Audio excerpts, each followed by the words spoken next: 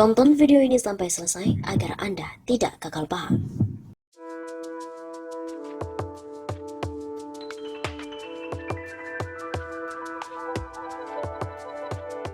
Mega Jokowi sama dengan Putin dan juga Medvedev. Belakangan ini cukup ramai diperbincangkan tentang kemungkinan diubahnya amandemen Undang-Undang Dasar 1945 tentang masa jabatan seorang presiden di Republik Indonesia.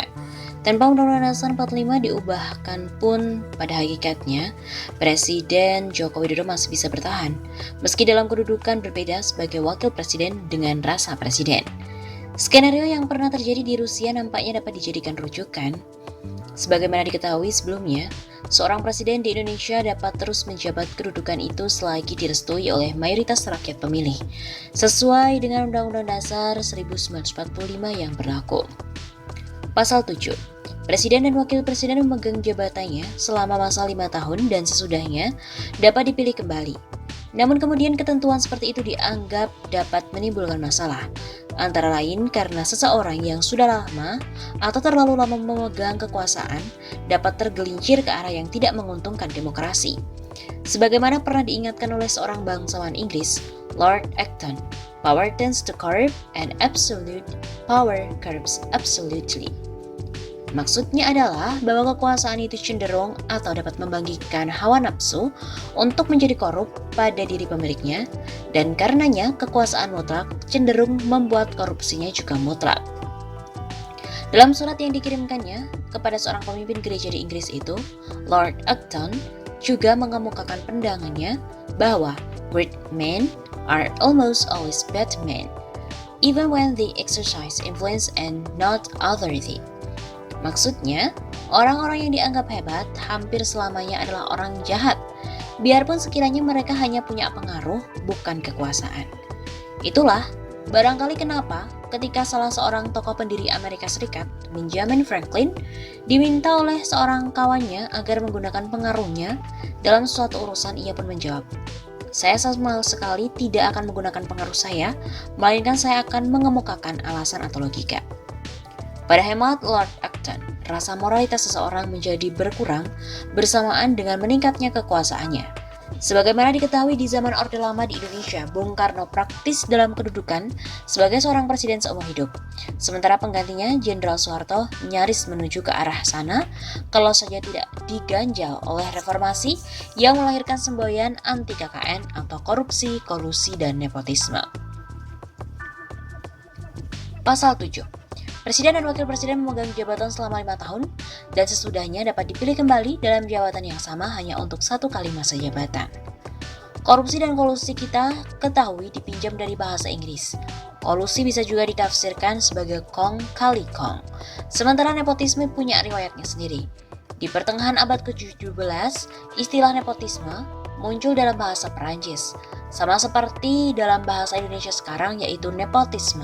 Sementara di Italia praktik tidak terpuji itu disebut nepotismo, diambil dari kata nipote yang merujuk pada keistimewaan yang dilimpahkan pada keponakan-keponakan lelaki kepala gereja Katolik yaitu paus, yang menurut sementara para pengamat pada hakikatnya bukan keponakan melainkan anak lelaki hasil hubungan gelap paus dengan seorang perempuan. Pada waktu itu, seorang paus bagaimana juga halnya dengan pastor atau Katolik, harus selibat, tidak boleh menikah dan berhubungan badan dengan perempuan. Sebenarnya ketentuan atau dogma selibasi itu baru dimulai dalam gereja barat di awal abad pertengahan. Pada awal abad ke-11, Paus Benediktus ke-8 dalam menanggapi merosotnya moralitas kepastoran menerapkan ketentuan melarang anak-anak pastor mewarisi pusaka ayah mereka. Beberapa dasawarsa kemudian, Paus Gregorius VII mengeluarkan dekrit melarang pastor untuk menikah. Namun segala ini ternyata tidak juga mempan dalam mencegah terjadinya hubungan seksual yang gelap di kalangan sementara para pastor, yang ada di antaranya kemudian terpilih menjadi paus.